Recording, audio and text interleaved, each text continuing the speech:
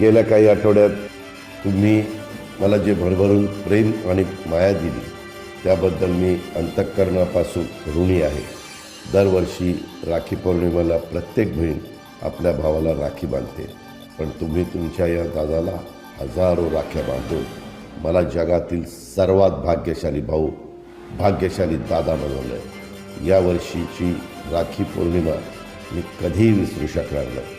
तुम्ही दिलेल्या प्रेमानं आणि माझ्यावर दाखवलेल्या विश्वासानं माझी जबाबदारी आता लाख पटीनं वाढली आहे.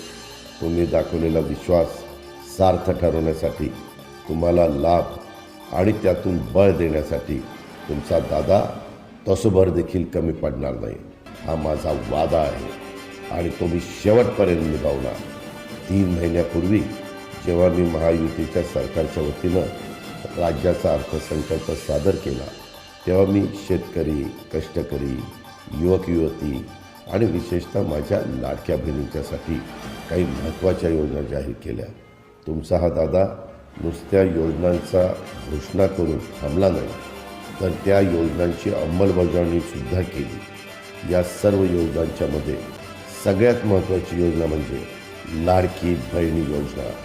माझ्या लाडक्या बहिणींना, मायमाऊलींना स्वतःच्या पायावर भक्कमपणे उभं करण्यासाठी आणि त्यांना स्वावलंबी बनवण्यासाठी मी अर्थमंत्री म्हणून उचललेलं हे सगळ्यात मोठं पाऊल होतं. दुर्दैवाने आमचे विरोधक लाडकी बहीण योजनेसंबंधी माझ्या मायमाऊलींच्या मनात भ्रम पसरवत आहे. जेव्हा मी लाडकी बहीण योजना जाहीर केली तेव्हा विरोधक म्हणत होते की या योजनेची अंमलबजावणी शक्य नाही. जेव्हा आम्ही या योजनेची अंमलबजावणी सुरू केली आणि माझ्या मायमाऊलींनी आनंदाने योजनेचे फॉर्म भरायला सुरुवात केली, तेव्हा विरोधक म्हणू लागले की फॉर्म तर भरून घेतील पण खात्यात पैसेच येणार नाही. आणि जेव्हा माझ्या बहिणींच्या खात्यात आता 5 महिन्यांचे मिळून 7,500 रुपये जमा होऊ लागले, तेव्हा भेदरलेले आणि घाबरलेले विरोधक म्हणू लागले की आता पैसे येत असले तरी निवडणुकीनंतर येणारच नाही. आमचे विरोधक प्रत्येक वेळी खोटा बिनबुडाचा प्रचार करतात आणि तुमचा दादा तुम्हाला दिलेल्या शब्दाप्रमाणे तुमच्या खात्यात पैसे जमा करत राहिला आणि यापुढंही तुमच्या खात्यात दर महिन्याला न चुकता पैसे येत राहतील. आम्ही जसं राखी पौर्णिमेला बहिणींना ओवाळणी दिली तशीच ओवाळणी भाऊबीजेच्या निमित्तानं सुद्धा देत आहोत. येत्या विधानसभा निवडणुकीनंतर आमचं महायुतीचं सरकार लाडकी बहीण योजनेअंतर्गत मिळणारी रक्कम वाढवण्याचा निश्चित प्रयत्न करेल. हे राज्यातील मायमाऊली आणि बहिणींच्यासाठी उचललेलं एक ऐतिहासिक पाऊल असेल, याची माझ्या लाडक्या बहिणींनी नोंद घ्यावी. याला जोडूनच मी अजून एक महत्त्वाची गोष्ट माझ्या बहिणींना सांगू इच्छितो की माझ्या काही विरोधकांनी उघडपणे जाहीर केलं आहे की निवडणुका संपल्यानंतर ते ही योजना बंद करतील. महाराष्ट्रातील करोडो बहिणींना संसाराचा गाडा हाकण्यासाठी, मुलांच्या शिक्षणात मदत करण्यासाठी, त्यांना त्यांच्या पायावर सक्षमपणे उभं राहण्यास मदत करणाऱ्या लाडक्या बहीण योजनेला विरोधक बंद करण्याचं स्वप्न बघत आहेत. परंतु तुम्ही बांधलेल्या आणि पाठवलेल्या प्रत्येक राखीची शपथ घेऊन सांगतो, तुमचा दादा ही योजना बंद होऊ देणार नाही.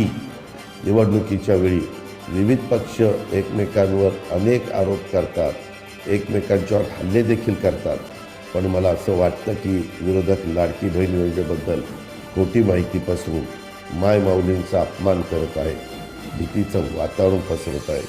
पूर्वी विरोधकांनी सांगितलं की पैसे मिळणारच नाही, आता ते म्हणत आहेत की पैसे का दिले जात आहेत. याचं उत्तर माझ्या भगिनींना द्यावं लागेल. विरोधक म्हणतात की महिलांना थेट पैसे देणं व्यर्थ आहे. त्यांना मी सांगू इच्छितो की मागच्या 2 महिन्यात मला हजारो बहिणी भेटल्या. काहींनी राखीसोबत पत्र पण पाठवलं. त्या प्रत्येक संवादात, त्यांनी लिहिलेल्या प्रत्येक पत्रात माझी भगिनी त्यांना मिळत असलेल्या रकमेतून त्या काय करणार आहे हे मोठ्या आनंदाने सांगत होत्या, लिहित होत्या. काहींनी तर सांगितलं या पैशातून छोटासा व्यवसाय करून आपल्या कुटुंबाला समृद्ध करण्याचा प्रयत्न करणार आहोत. एका माऊलींनी 2 महिन्याचे आलेले पैसे आणि त्यात आपले स्वतःचे काही पैसे जोडून एक शिलाई मशीन घेतली.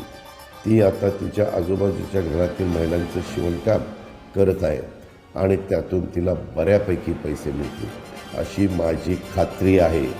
काही मैत्रिणींनी सांगितलं की त्या या योजनेच्या पैशाचा वापर आपल्या मुलामुलींच्या शिक्षणावर, शैक्षणिक साहित्य विकत घेण्यावर करतायत. माझ्या एका भगिनीनं या पैशातून राखी पौर्णिमेच्या महिन्यात राखी बनवण्याचं साहित्य विकत घेऊन त्या राख्या बाजारात विकल्या आणि त्यातून चांगले पैसे जमवले आणि तेही हे सर्व काही मोठ्या आनंदाने मला सांगत होती.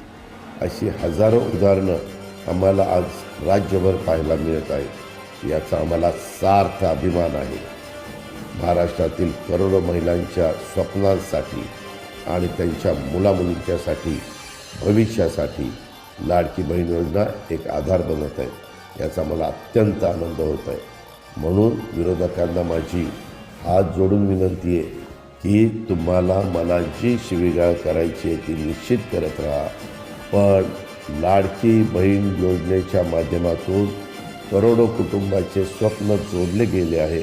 कृपया या योजनेसंदर्भात खोटी माहिती पसरून त्या स्वप्नांची राख रांगोळी करू नका. आणि मला खात्री आहे महाराष्ट्रातील माझ्या बहिणी, मायमाऊली ही योजना बंद करण्याचं स्वप्न बघणाऱ्यांना येत्या निवडणूक धडाच शिकवतील. तुमच्या प्रेमासाठी आणि आशीर्वादासाठी पुन्हा एकदा धन्यवाद. नमस्कार.